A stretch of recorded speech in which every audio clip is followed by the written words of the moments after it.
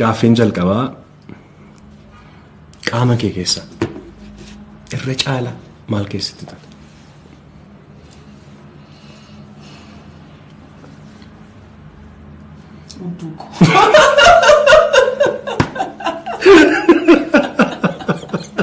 Maqaa qaba. Hin qabu.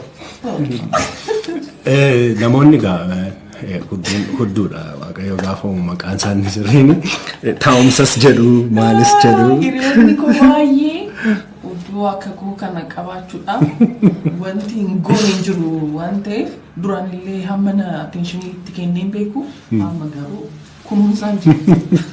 Kunuunsi gaa seeraan.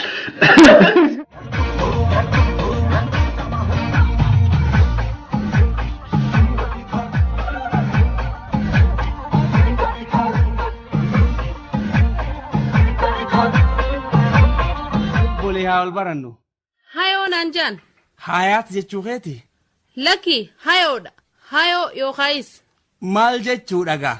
Maqaa Oromooti. Jaartii Oromtichaati haa. Haadha Booranaa fi Bareentoo. Hayoo meetoo bariitee gargari gallaa. Jechaa hoggaa sirban hin dhageenye. Bariisaa mana bariiteedha. Ni jaan dhugaadha. Gandi hoo? Finfinneedha. Kiiloo 4. 4 kiiloo jechuu keeti. Keeysanoo. Keenya mizaanamne amma dura.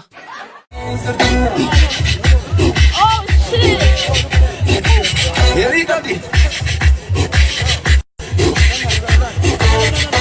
Dadande suko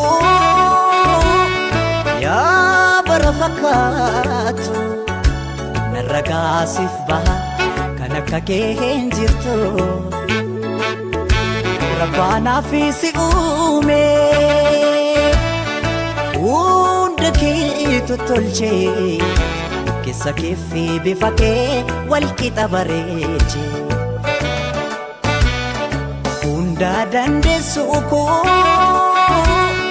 ya barafakatu. Are you crazy? Si maratu takana kulla kharadin.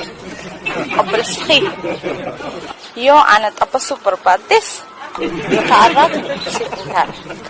Asi tapasu obreti muka dera sigarangalchu. Eji khabar badad haya. Takura dabati bernama khufu de mufakkata.